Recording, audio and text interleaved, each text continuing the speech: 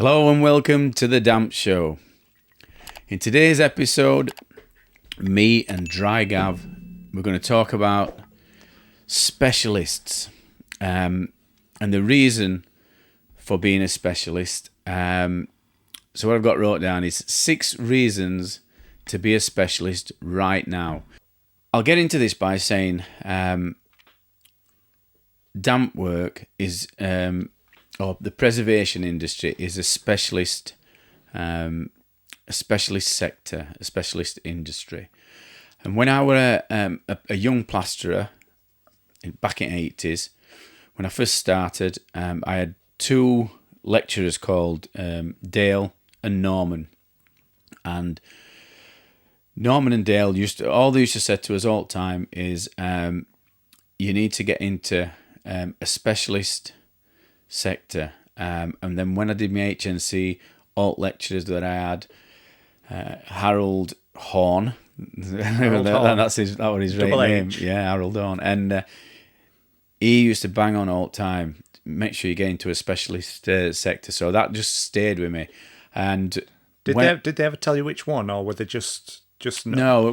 What it was is it's like this podcast, what we're going to do today.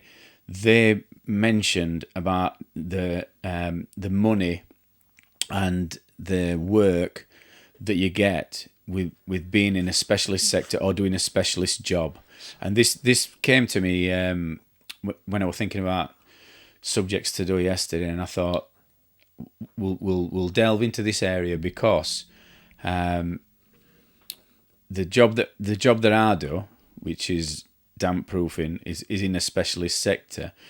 And waterproofing as well. So it all ties in with what you can do, once you're set on your path or your career path. So it's these branching off. Yeah. Branching off, and whether to, and we'll touch on whether to start off as a specialist or whether to be a generalist and then go in as a specialist to different sectors. Specialists get specialist help from other specialists. Now, I'll just explain this statement. So, when you're a specialist, obviously you go into these specialist groups, and it is a lot of hard work because you're the best at your subject. So wherever it is, and even if you've gone down to some fairly fairly small niches, other specialists will respect you, and you can reach out for help. Now, and you probably get it for free, specialist help. Yeah. I'm not saying that you're going to get specialist medical care if you're a waterproofer and you ring Dr. Khaled up and say, I've got this pain in my neck, can you help me? But there's lots of forums and things like that, and there's lots of groups where you can join from specialists, and we will help each other. I'm in forums and I'm in things like that. Would you say more specialised you go, how reliable is information that you get back? So if you've got a problem on something and you go out to one of these forums, how confident are you when they come back that somebody else has seen it before or done it before? Or because you're talking about niches and it's going like down to granular level. Yeah, but there's normally quite a few of them, and and if you won't be taking it as like if somebody's telling you, I don't know, if you're building a nuclear rocket, you're not going to go on a forum and just say a nuclear rocket, nuclear, and you're not going to go on a forum and go, this last screw that goes in and this wire should red wire go into? No, it's not that. It's so I've got it. What do you need again? Yeah, that's it. How would you do it if you were starting? Yeah. So basically, specialists stick together. The kind of specialists stick together. Point one. Yeah. So they kind of stick together. So we're all in this together. So that's point number one. So that's a good reason to be a specialist. It's one of the reasons. Like I said, you'll join all these up and you'll take a thing. And I'll give some reasons why not to be a specialist. So number 2 is specialising is a. I can't read my own writing. Can't read his own writing. Let's have a look. Specialising is a something. Is a safety net you can retreat to. So once you've learned a subject, and got them qualifications, people can't take them away from you. And like I've got waterproofing qualifications. Now it is specialist, but you can go even further. So I've gone from plasterer to damp proofer to waterproofer, and then you can go on even further and just concentrate on pumps, and you can be a pump technician, pump service, a pump. You can make pumps. I know a guy that makes his own pumps and makes his own drainage systems, and then you can go even further. So you can do dirty water, groundwater. So you can get further and further specialised. Yep.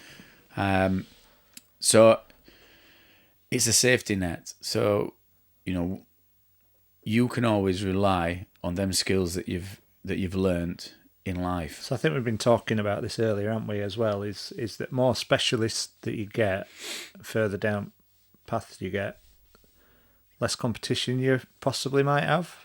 Yeah. There might be fewer jobs, more specialists you get, there might be fewer jobs, but there's also not as much competition. I mean, one thing I'll say while I'm... You're a bigger fish in a smaller pool, aren't you? Yeah, one thing I'll say while we're covering this, and because I've just said that, and people might be shouting at the, I don't know what they're listening to it on, shouting at the weights, listening device. Yeah, your listening device. I started out as a generalist. So I've gone from generalist to specialist. Now, some people will not be a generalist and they'll just specialise. And these people that go to universities, from school to universities, they can just go straight down one rabbit hole and specialise in that. Now, that is really, really niche. And number 3 is specialising is evidence of hard work. And that's true because it's once you're picking these qualifications up and then you're specialising in something, and like I said, you get a qualification that nobody else has got, then you will have had to work hard for it, and people will recognise that through whatever qualification you've got or whatever you are specialising in. Get to number 4. This is true. This is mega true. This. So finger pointing. Successful. I need to do that with knuckles. So that's it. Power. Successful specialists never get bored. Now I'm going to tell you something. I never get bored. They reckon intelligent people never get bored, and I never get bored. You'll never hear me say I'm bored, ever, because I've always got something to do. I'm always doing something. I've always got something to do. Tell you what, and things that I do, I enjoy doing it. I think one of them's talking because if Sam is bored, phone comes out and will just talk. I don't know if anybody who follows Damp Sam Show or many social media channels. So if you specialise once in one thing, you know how to specialise and you know how to learn, so you can do it in other subjects as well. And what you tend to find is this is what specialists does. They might do one subject and become specialist in that, and then they'll do other subjects. So yeah, so I mean, like I did my plastering, then I went and took my damp proofing qualifications, became a damp proofing surveyor, and then I wanted to be a waterproofing surveyor because we did basements and that. So I went and made sure I got my waterproofing surveying qualifications. I'm not one of these that just keeps collecting qualifications. Some people are forever at college. They do. But you end up generalising though then again, don't you? Yeah, but I ended up... what I wanted to do is... I knew that these were linked. Number 5, specialities are crazy niches and can be rare. Is this TikTok language? I think it were an American thing what I read. It were an article in American magazine what I read when I was researching. So specialities are crazy niches and can be rare. And I think we've touched on that. Covered that. Yeah, we've covered that a bit further down. I think we've already said you can go really, really niche and rare. So we'll jump on to number 6, which is kind of the last one, which is specialists are so committed that they command immediate respect. Do they? So do you respect me, Gav? I know he does. He does. Specialists are committed and command respect. Immediate respect. You have to earn respect. Immediate respect. Sam, you have to earn it. But you have earned it because you've gone and this is one of the things that people don't seem to understand when when we say that we charge for his surveys. Yes. So they'll say, well, I've already had a structural survey done, a level 3 or whatever, a level 2, level 1, whatever they've had done. It don't matter. You've not had it done by a qualified specialist. Has not done it. Is a general surveyor or is a structural surveyor that's gone. He knows and he knows a lot about each subject, but he's not a specialist. So he can't write a report and say this is what this is. Exactly, because he's not qualified to do it. And if it went to court, the judge first thing he's going to say is, what qualified you to make that diagnosis? And he'll say, because we did it as a subject when I did me surveying. And he'll say, what type of surveyor are you? And he'll say, I'm a structural surveyor. So he says, oh, you've only done one unit then. So you're not qualified to do it. You're not competent. I'm not saying he don't know how many what years he's on experience has he been. How many years been doing it? Yeah, but we're not. I'm not dissing them. I'm not saying you don't know. No, they probably do know, but they're not qualified to know. And this is why banks are now saying, qualified surveyors, PCA, Property Care Association, qualified surveyors, and that's us that's been on courses. And it's like I said, it took me 2 years to do it. 2 years. That there's people that come on and go, it's only a 3-day course. No, it's 3 days that you have to go. It's 4 days actually. So you go for a day, but then they give loads of work that you have to do at home. So you've got to do your own research. So you've got to be motivated to do all this revising. So once they've done courses and they point you in the right direction, then you'll go for a refresher. Then you'll go to do your exams. But each exam is a different subject. So you've got like 3 for remedial surveyor. You've got safety. You've got timber ID. You've got oral, and you've got I forget what the other one is.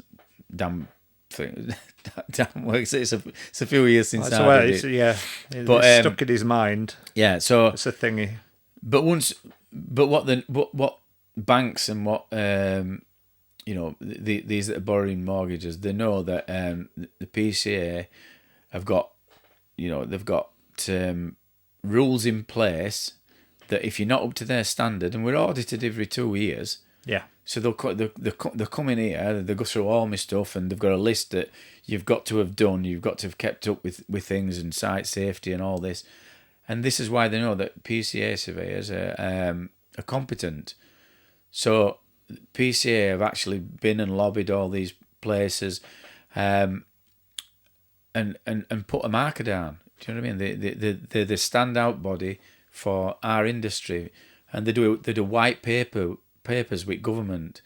They do the change the change BS. What's the word I'm looking for? I have no idea. British Standard BS. Is it B? It's British Standard. So just BS. All British standards start with BS and then they've got a number. So BS 6576. That's for replastering after you've put a damp course down. BS 8102, which is waterproofing below ground. That's why I said BS. I don't mean bullshit. It is, yes. But PCA do revisions to these. So like they've just done a revision for Part F for ventilation. So I will watching a webinar about that. They've just done revision for PS 8102, which is below ground, and then now that's 2022. So so they're doing all this, and it's all common sense. Because before, inside some of these documents, there's no common sense, and they haven't been for years. But hopefully, PCA, along with other organisations, BRE and British Research Establishment, they all work together. So this is where they get the credence from. So when they're doing courses and when people are being qualified by then, we know that you're up to a certain standard. Yeah. And that's what it's about. So come and become a specialist. That's what we're trying to say. The message. But there's a downside to, like I said, there's pros and cons. So there's downsides to being and pro points for being a specialist and generalist. So specialist, there could be less work in your field because it's such a niche. And generalists, there could be too many jobs and there's too many people that can fit that job, and you can be replaced easily. It's hard to replace a specialist who's the number one in his niche. It's going to be hard to get somebody that's better than him. I suppose we've already alluded to it, though. It depends on your customer, because some people will happily take the cheapest. Oh, if somebody says, "Oh, I can do that, but I can do it for whatever price." There's always somebody cheaper. Always somebody who'll be willing to say, "Yeah, I can do that." There's always somebody cheaper, and I think you've got to educate yourself as a consumer as much as you have. There's always somebody cheaper. There's always somebody that'll buy cheaper, and this is from Mrs. Miggins in her house, sat there on a Sunday on internet wanting cheapest thing, right up to government who buy cheap PPE that you can't use in a pandemic. Well, they didn't buy cheap PPE. They bought expensive PPE. Well, yeah, sorry. And suppliers cheaply made. I think cheaply made. Yeah. Yeah. They paid a premium because they needed it there and then. I don't think it was that. Well, we're not going to go on a government bashing thing, but I think the thing was they used people that weren't specialists at buying PPE to buy the PPE. Yeah. Because there was a pandemic on. And I don't know whether it's because they were cheaper, but either way, they weren't educated consumers, were they? My point is, it happens at all levels. Of course, you know what I mean. It happens at all levels. I hope you enjoyed today's show, and you've got some value out of it. If you have, please give us a like, and a subscribe. Hit that 5. Is there 5 stars on this one? I don't know. Yeah, it's 5 stars. So depending on what your podcasting provider is, leave us a review, leave us a like if you like it. If you don't like it, let us know anyway. Sam loves it. Yeah, if you've got any questions, stick them in comments, and once I work out how to read comments, we'll put them on here and we'll do a show. So if you want to get in touch with me, and you've got any damn pictures that you want me to see, go to Facebook and type in your search bar, Damp Sam, why does my property have damp Sam? So this is the most catchy one that Sam could come away at times. So just remember that easy to remember phrase. And you can contact me and send me your pictures, and I'll always comment on them and point you in the right direction. And you might even get on my WhatsApp group and even more in-depth conversation about your damp issues. That's if you can remember. Yeah. So that's all we've got to say, and we hope you enjoyed the show. Thanks for listening. See you later. Bye-bye.